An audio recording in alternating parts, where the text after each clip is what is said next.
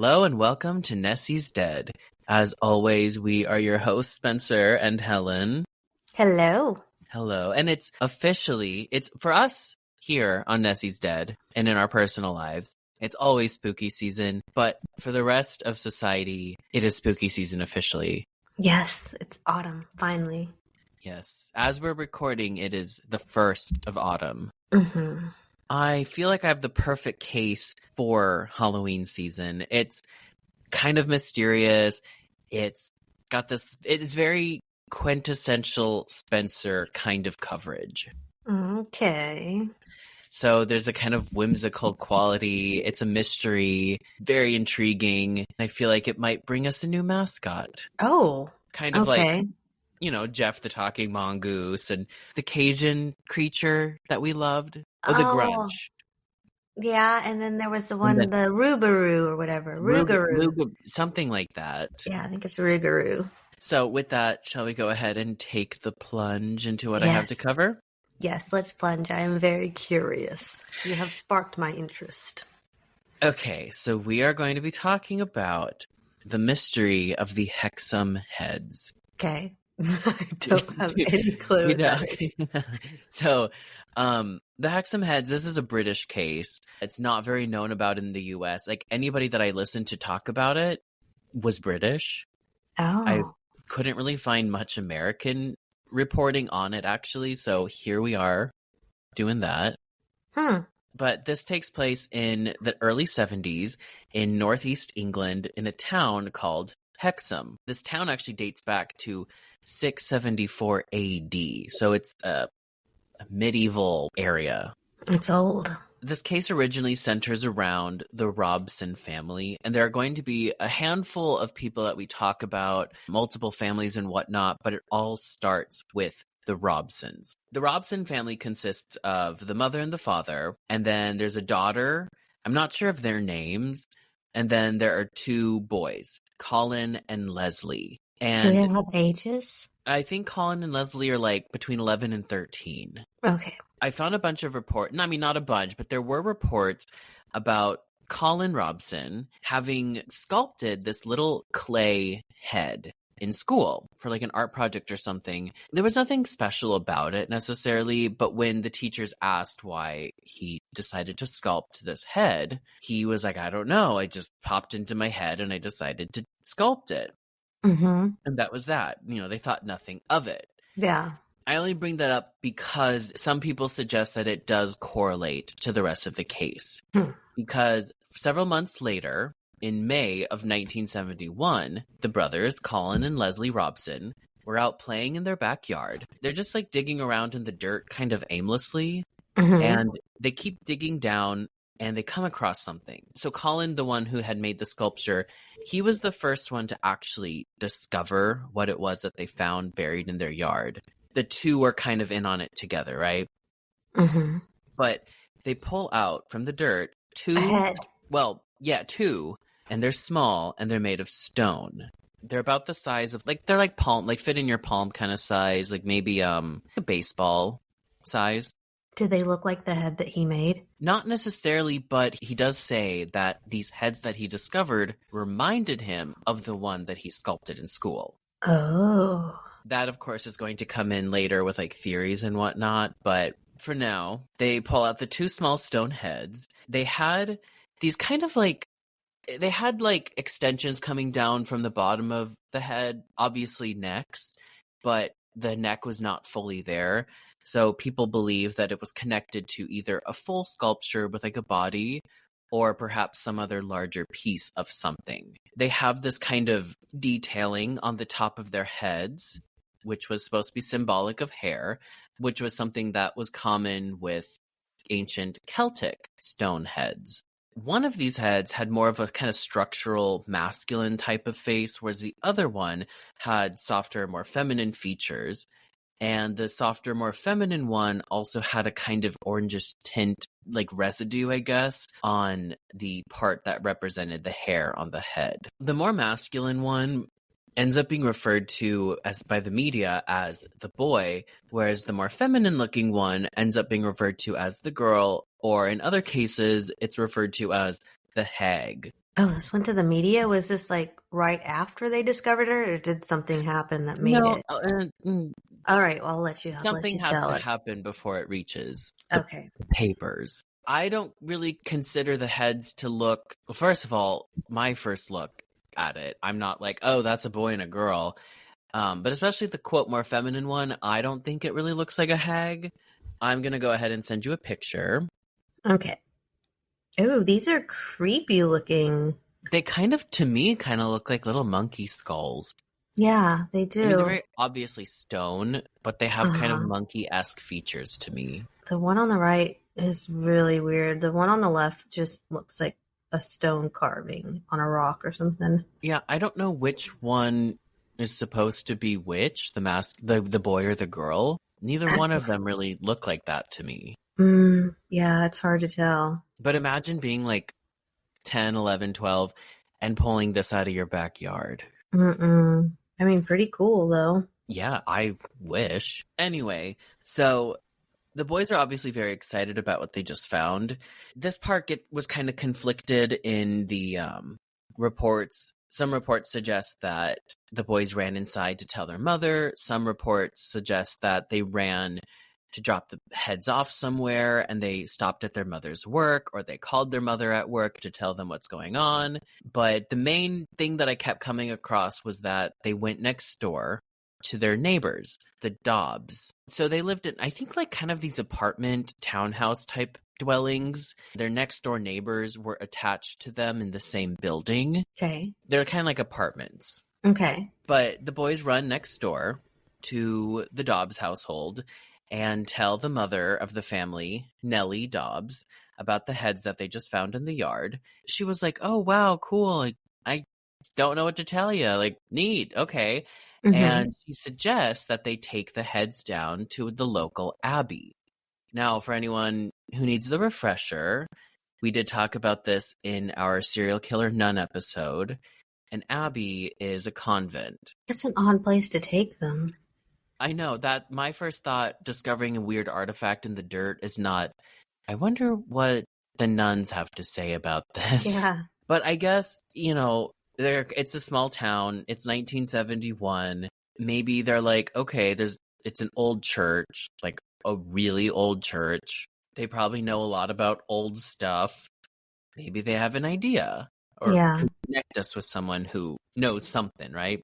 The boys, Leslie and Collin, head down to the local abbey and they talk to the priest there and they explain what they just found and they show them to him. He takes the heads, maybe for a few days, maybe for a week, but either way, they drop the heads off at the abbey. By the time that they get them back, the priest was like, I couldn't figure anything out. Nobody seems to know anything about these heads, but here they are. I'm delivering them back to you. The heads make their way back to the Robson household. The family, the Robsons, they don't really think much of it. Like, they're obviously like, oh, this is interesting. But it's like, okay, it's just some old stone heads that were dug up, right? But of course, like most things we talk about on this show, it doesn't take long before things start to get very strange. They're haunted. So, is it a haunting? Yes. Oh. So this could even be a haunted and cursed episode, like the haunted and cursed objects, but it has a lot more detail to it to where I wouldn't have wanted to squeeze it in with the rest. But in the research, when I was doing Haunted and Cursed Objects Part 1 and 2, or When Objects Kill Part 1 and 2, this never came up. But this has like a kind of an extension to it with something more than just the objects seemingly doing things.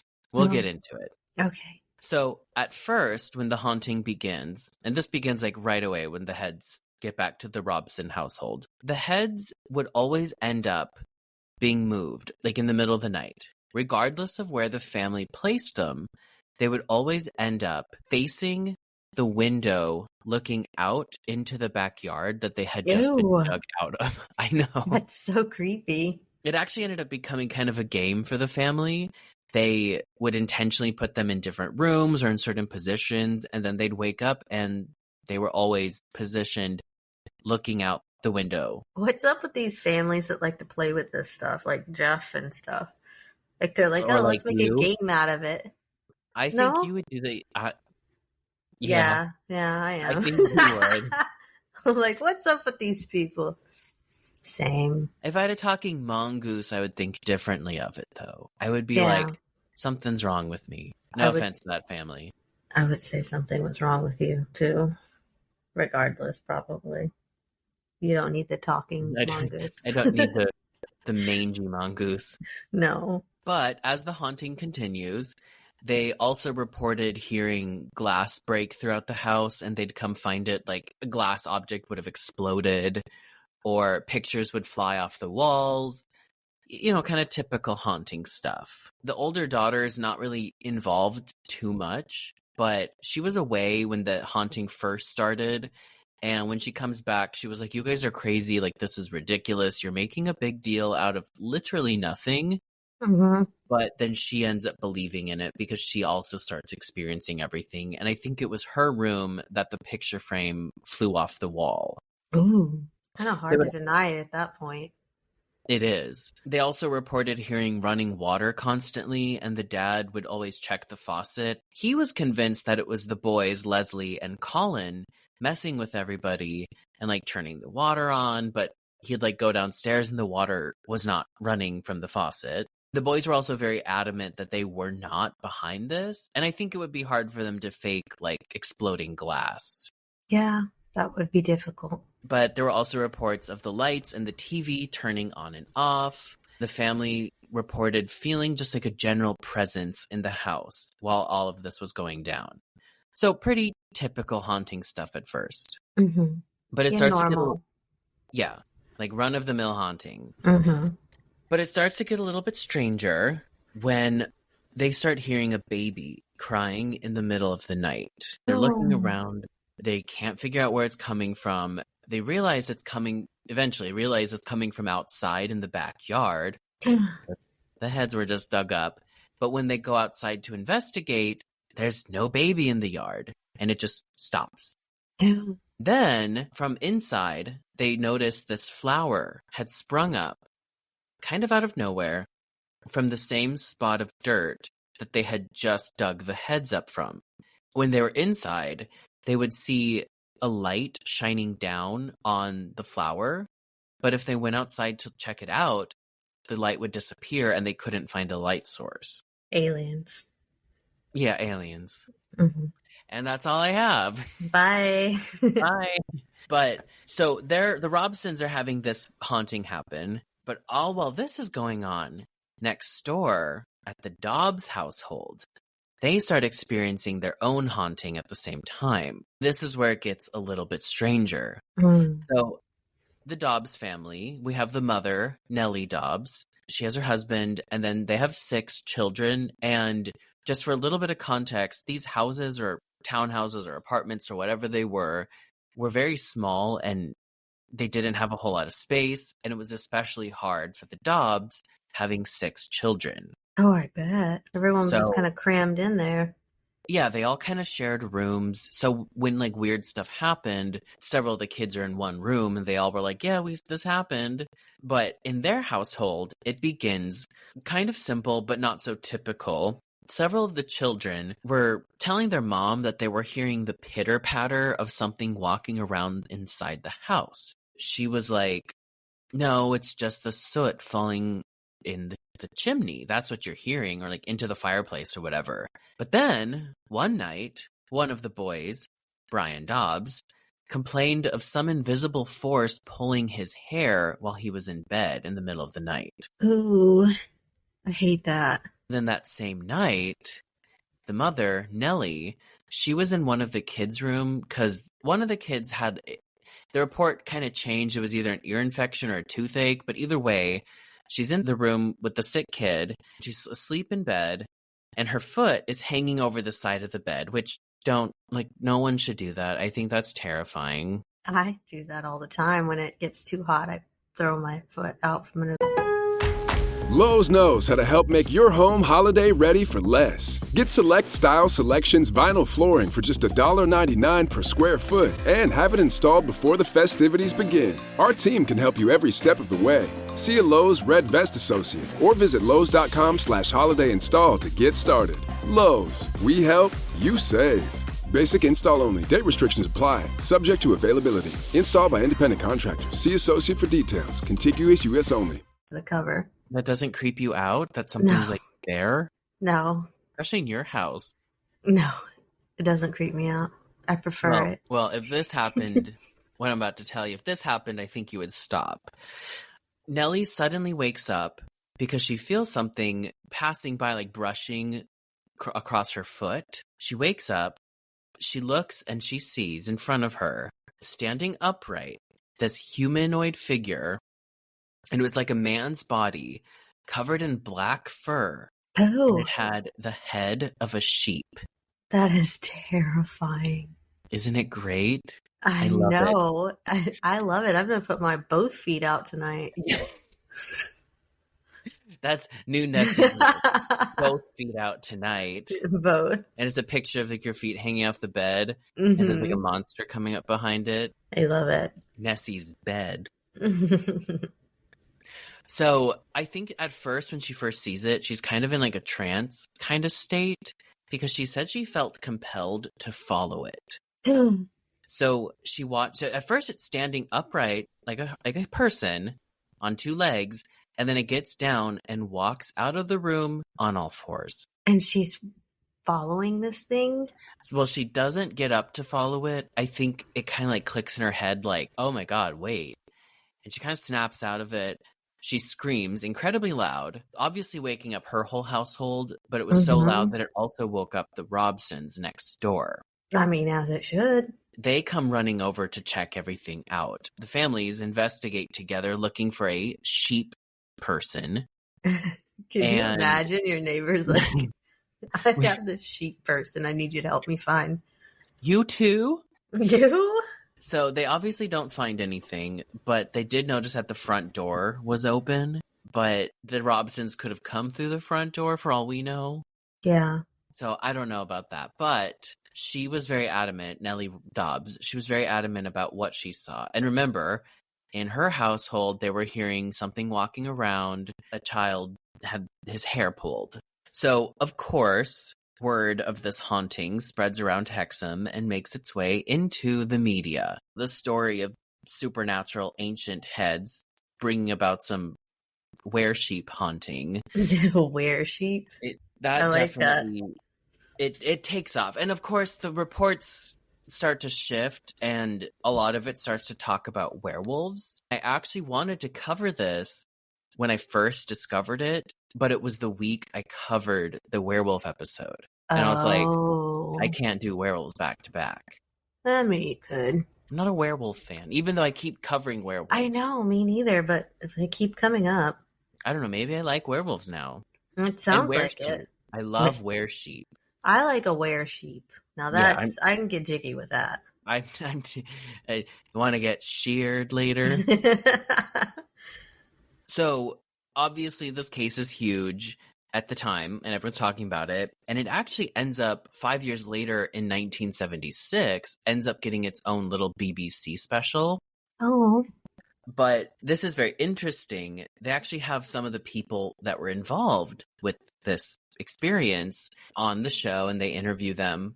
And they stood by. They continue standing by it. They never changed their story. Like, as they all got older, they all were like, no, this all really happened. They aired this on TV. People, like the public, they were kind of taken back that BBC would even air something like this because it's kind of crazy. Yeah, it is. But fun. It is fun. Mm-hmm. It's very fun. But the audio from that episode, after it was like digitized or what, I don't know. I don't understand film terminology, but when it was taken from film and whatever they do when they change the format or whatever, the audio was completely lost, which I find very interesting. And to me, it adds a little bit to the mystery, and we can get into that maybe later, but they re-aired it in about I think it was 2023 or 2024 as a Halloween special.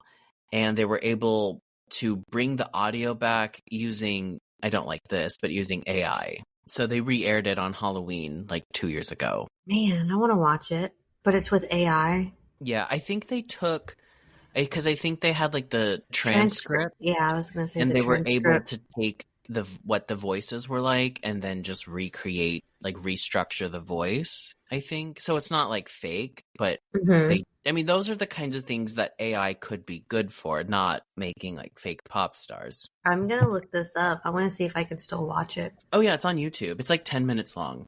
Oh, cool. I was going to play a clip for everybody, but I was nervous about a copyright situation with that one. Oh, yeah. Especially because, Yeah. Anyway, so back to the case. Word of the Heads ends up making its way to Dr. Anne Ross. Dr. Anne Ross was an archaeologist who specialized in Celtic studies with an emphasis on Celtic stone idols. So this is right up her alley. When she first discovered it, she was like, okay, these are obviously Celtic. These heads have all the traits of being an ancient Celtic head, stone head. She ends up taking the heads with the intention of studying them and having samples tested so that she could confirm that they were old and figure out what they were made of and, just do archaeologist stuff to it. When she takes the heads, the Robson family, the ones who initially found them, were very adamant that they did not want the heads back. Ooh, I don't think I would either. No, I would. You would. Yeah. You would. So at first she brings the heads to her home in Southampton. She keeps them in her office. But she does say that when she got the heads in her possession, she felt very uneasy and uncomfortable around them, but she didn't know why. Then later, she ends up piecing it together. I think it was on the first night, or that at least that first week of her having the heads in her home, she wakes up feeling just terrified. She didn't know, there was no reason. She just woke up in fear. She then said that she feels a presence. Then she sees that same creature that Nellie Dobbs reported seeing. Sheep man? Yes. So at first she sees it like a shadow and then she's able to kind of make it out. She described it the same way, this humanoid figure with the dark fur all over its body. And she didn't say a sheep head, but she did say an animalish head with a snout. She watched it creep out of her bedroom door. She watched it. All of this was upright, and she watched it walk down the hall. I thought was disgusting. And she said she doesn't know why, but she also felt very drawn to follow it. I wonder where it will take you. Did she follow it? She did not. That kind of seems to be the reoccurring theme, is that you feel called to follow it, but for whatever reason you don't. Maybe because your mind is like, no, we shouldn't follow this. Yeah. But your body is like, I want it. Maybe. But she ends up waking her husband. He's laying right next to her, and he's a fellow archaeologist. His name's Richard, and she wakes him up, and she tells him what she just saw, and she's obviously very freaked out, and he can see that she's panicked, but he was like, obviously this is crazy. You just woke up from a really intense, vivid nightmare. She was like, well, probably, that you must be right. And she goes back to bed. She ends up falling asleep, but she kind of tosses and turns the rest of the night. She said at the time that this happened, she did not connect the dots back to the heads. And I saw some reports that said that she knew about the original experience Nellie Dobbs had seeing this creature. Oh, yeah, I was going to ask. Some reports said she didn't know about it until afterwards. So I'm not totally sure which one is the truth. But neither Dr. Ross nor her husband Richard told the rest of their family or anybody about this supposed nightmare that she had. Later that week, their daughter, 15-year-old Berenice Ross, begins having her own terrifying encounters. Her parents came home from work and they see her in shock. She's like pale and she's shaking and she's clearly terrified. They're like, "Oh, Berenice, what happened? What's going on?" She tells them. At first, she couldn't talk. She was just too terrified.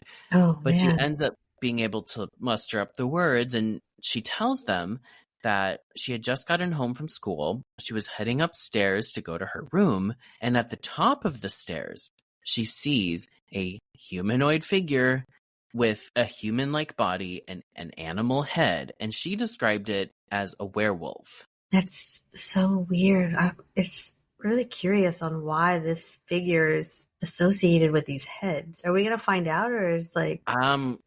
Not really. We get into some Whoa. theories, but it's a very mysterious case. That is. But she describes it as a werewolf. She's very terrified of the creature when she sees it. All of a sudden, it quickly charges down the stairs at her, but then before reaching her, it jumps over the railing and lands on the floor and runs off and disappears. But she notes that when it landed, it sounded like padded animal paws landing on the floor.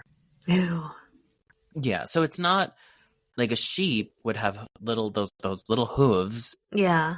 Whereas It's a got, wolf like, would have the padded paws. So it seems like a sheep-wolf hybrid, like a were-sheep-wolf. Oh, were-sheep. You only hear on Nessie's Dead. But she tells her parents about all of this. They look at each other, Dr. Ann Ross and her husband, Richard, they look at each other, and they're obviously freaked out because they're like, oh my God, just like the dream that Dr. Ann Ross had. This kind of confirms that it was not a dream and that something very real and very scary is happening in their house. I guess over the next few weeks, they could still hear the padded paws walking around. Oh, they've still got the heads after all this? Yes. It took her a while to connect the dots, but when she finally does connect the dots, she is like, oh my God, like, it's the heads, blah, blah, blah. She takes them out of the house to finally get them worked on. Mm-hmm. She takes them to some university. That's when the haunting in her house stops, which kind of confirmed, because, it started when the heads got there and it stops when they left. Well, that kind of leads me to believe that she didn't know the previous people's story.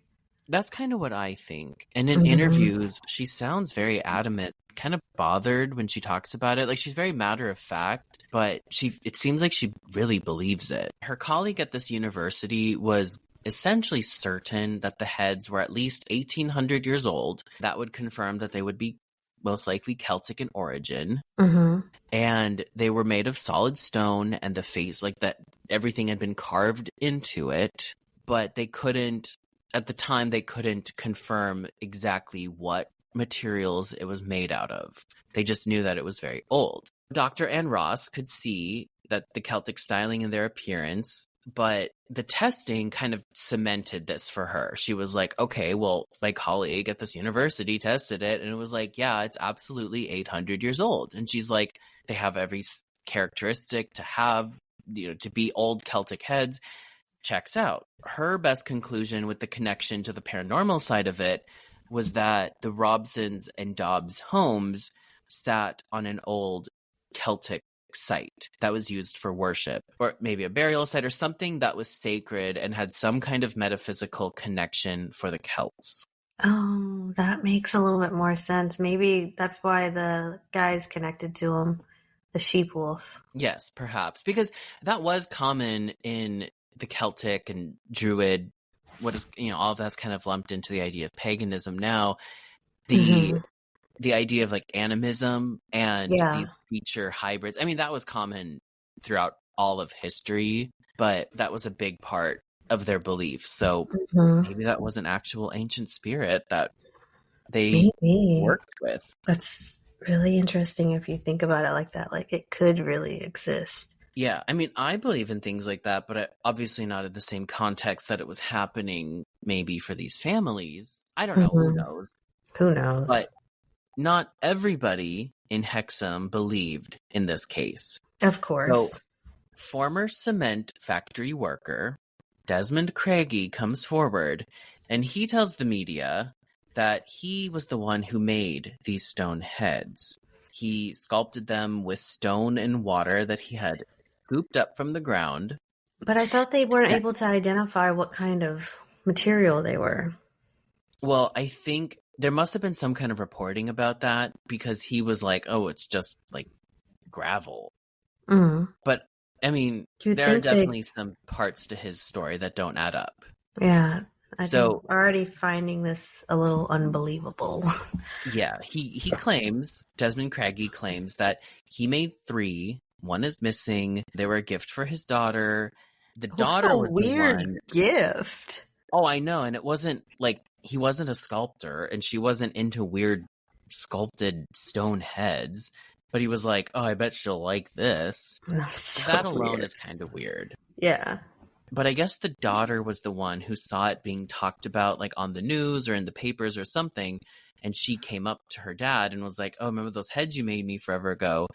They're being talked about. Like they just surfaced. So Desmond Craigie said, quote, I made them about 16 years ago. I made the heads from bits of stone and modar. I don't know what that is. Simply to amuse my daughter when she was a little girl. I actually made 3, but one appears to have got lost. They were out in the garden for years. I definitely made them. I have been laughing my head off about these heads, and I cannot understand why all this attention is being paid to them. Oh, that kid did have that one. Maybe he didn't make it. Maybe he found it too. I don't think so, because his had different characteristics from Oh, okay. stuff with Desmond Craigie's work. Okay. So to help Desmond's case, he did actually reside in the Robsons' home. He used to live there. He lived there a long time and had only moved out recently, right before the Robsons moved in. So that checks out. Yeah. He said that the heads sat out in the garden, so they could have easily they're very small. Mm-hmm. They could have very easily kind of just been swallowed up by the ground if they maybe fell off of something. And, after rain and everything, they kind of get buried. Yeah. Dr. Ann Ross, she's studying the heads, and her colleague was like, no, they're definitely over 1,000 years old. So she's obviously very confused about this, but she is remaining open-minded to Desmond's claims. So she asks him to replicate the heads, stating that if he did truly sculpt them, then he must have good knowledge on Celtic stones because they were like perfectly stylized the way that Celtic stonework was done back in the day. She was like, you would have no problem being able to replicate this then. Desmond agrees. However, the ones that he produced were not that similar to the actual Hexham Heads. They did not have the same specific detail, and they did not have the same specific styling or signature look. Like, they could tell that he didn't actually make the original heads. Around that same time, it also comes out in town that he's known as the local prankster.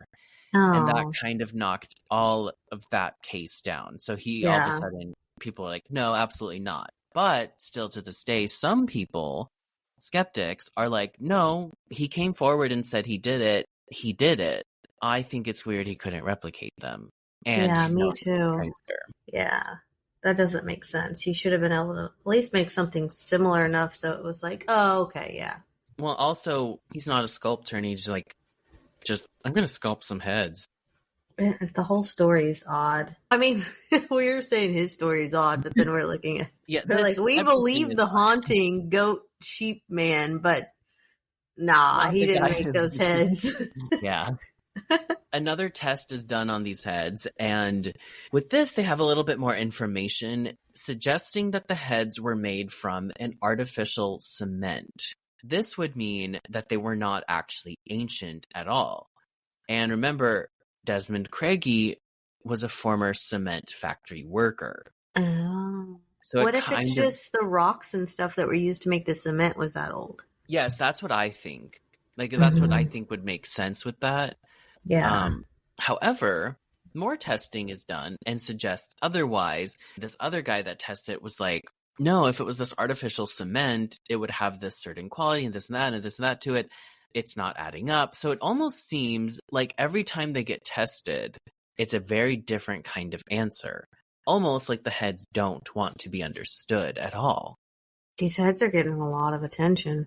They are. But Dr. Ann Ross was a little bit, she kind of takes back her stance on the heads being ancient Celtic relics.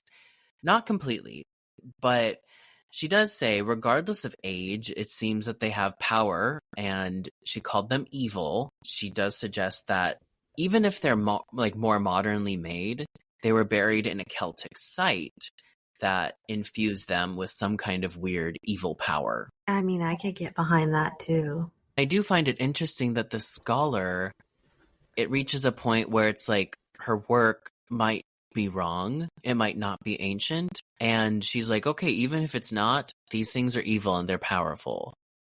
Like, she stands by that. Mm. But then the heads end up in the possession of another scholar named Donald Robbins. He suggested that the stones had an energy attached to them. He thinks that it was like energy that something happened around the heads and it attached itself, causing this weird stuff to happen. And I guess when he had possession of the heads, he didn't see the were sheep, but he did have weird things happen. Oh, he didn't get no were sheep. No, I would have been pissed if I had the heads and didn't get the monster. I know, that's the whole point of having the heads, is the were sheep.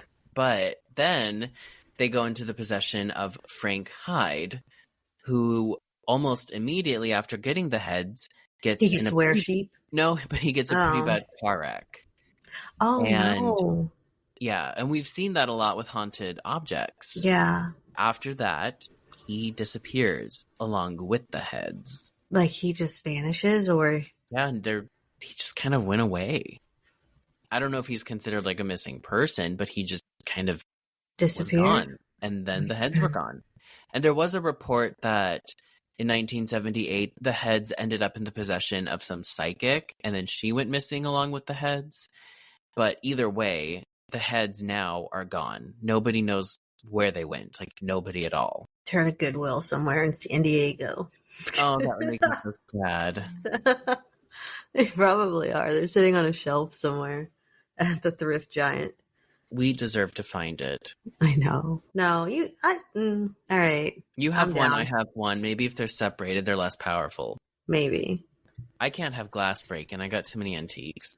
Well, if I don't get goat sheep man, I'm going to be mad. Werewolf, sheep guy. Yeah, all of the above. I know. So with that, we can talk some theories. Yes. The first one is that it was a hoax by Desmond Craigie. I don't know if I'm buying that theory. So even if he really made them, why can't he replicate them? Yeah. B, that doesn't explain the paranormal side of it really at all. I mean, you could go with a theory that the Celtic energy from the property attached itself to them. Yeah. I mean, energies can do that sometimes. I think so. Yeah. And if he did make it while he was living on that property, why was he called, not as a sculptor, to randomly sculpt these heads? Maybe there's that energy in that Celtic site that was like, sculpt the heads, this is where we get our power. Maybe. This would make an interesting movie. I think there is a movie, but it didn't take off. Oh. Is it like the movie? Is it like Shark whatever? Shark Night? Maybe, yeah. Maybe it's like we'll Shark add Night. it to our next Frightmare party. Maybe. The next theory is another hoax, but by the boy, Collin Robson. This one's kind of similar, like, that doesn't answer the paranormal side of things. But remember, he did make the first discussed head, and he said he doesn't know why he made it. But again, he was living at that property. Maybe he was called to make it, and that's why him and his brother were called to dig in the dirt and find the old ones. Mm-hmm. Perhaps. But it doesn't explain paranormal stuff. No, it still doesn't hit that point. And the goat guy. I keep wanting to say he's a goat. He's a sheep werewolf. Sheep. Yeah, we've talked about goat people, but this is the first sheep person. This is our sheep person. Okay. The next theory is another skeptical one. This one's horrible. The creature was actually a local man stealing from a slaughterhouse or butcher, and to cover himself, he wore a sheep's pelt over his head. And that's I like that one. That's really creepy. A guy with a sheep head, a dead sheep head, running around going into people's houses. That's terrifying. But he just conveniently follows the heads? Yeah, that part doesn't make sense. Like, he wouldn't know where they were. No. The next theory, mass hysteria, and people just got in their head. And I hate this one. Go ahead, I'll let you finish it though. And that's it. They just thought, it was already kind of planted that something weird was going on, and maybe they did have nightmares, but I don't think that answers for everyone experiencing the weird stuff. No, I'm not a fan of mass hysteria theories. You know this. So to bring back up what Donald Robbins suggested, perhaps the stone heads were present at some crazy, horrible event. Maybe something was connected to the monster, and the energy of that event with the monster was absorbed and imprinted on the head. Oh, maybe, yeah. And I think that's kind of how ghosts operate, is the energy, because I don't think when we die, we don't get trapped here. It's like the spirit gets left. Yeah, there is a whole stone imprinting theory on that. And I think we talked about it before. I think maybe on the haunted and cursed objects. Maybe. But that would, to me, make a lot of sense, that something happened and it was in relation to this creature and it just imprints into the stone. And I'm sure it's very easy to imprint into stone because it's a natural material. Yeah, that's part of that theory too. Regardless, kind of what Dr. Ann Ross said, regardless of the age of the head, something could have happened in that space, or maybe the gravel is what's imprinted and then the heads were built later, but whatever. Maybe. Something imprinted into that area.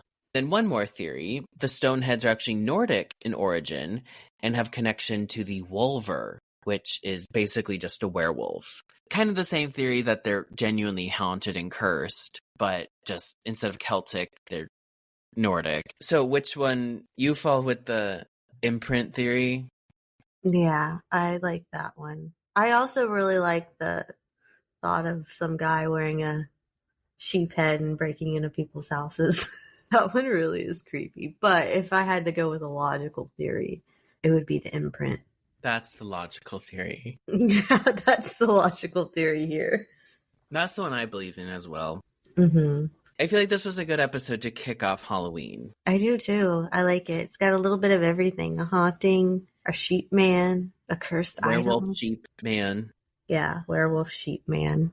But that's all I have for us tonight. Spectacular and spooky. So with that, shall we say goodnight? And pleasant nightmares.